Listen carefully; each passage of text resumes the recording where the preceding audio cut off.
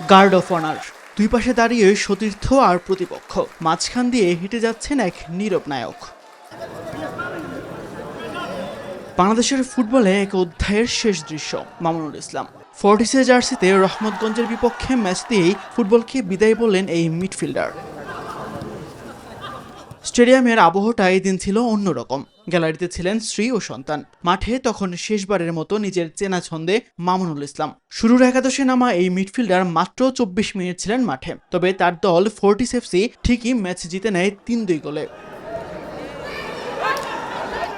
তবে ম্যাচের ফলাফল নয়, এদিন আলোটা ছিল একজনের দিকেই। বাংলাদেশের ফুটবলে মাঝ মাঠে একসময় যিনি ছিলেন ভরসার প্রতীক, সেই মামুনুলের বিদায়ে যেন থেমে গেল এক যুগের গল্প। চোখের পলকে শেষ হয়েছে। আসলে কি বলবো, মনে হয় যে কিছুদিন আগেই স্টার্ট করছি, কিছুদিন আগেই ন্যাশনাল টিমের জার্সি পরছি, কিছুদিন আগে মাঠে স্টার্ট করলাম। তবে খেলোয়াড়ি জীবনে ইতি টানলেও ফুটবলের সাথেই থাকার ইচ্ছা মামুনুলের, যদিও সেই সিদ্ধান্ত নেবেন পরিবারের সাথে আলাপ করেই।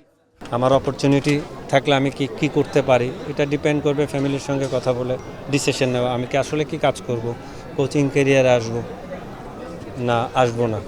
জাতীয় ফুটবল দলের সাবেক এই অধিনায়ককে বাংলাদেশ ফুটবল ফেডারেশনও দেয় সম্মাননা। এছাড়া সতীর্থদের স্বাক্ষর সম্বলিত 8 নম্বর জার্সিও তুলে দেওয়া হয় মামুনুলের হাতে। তাসবিহ শরণ, নিউজ 24, ঢাকা।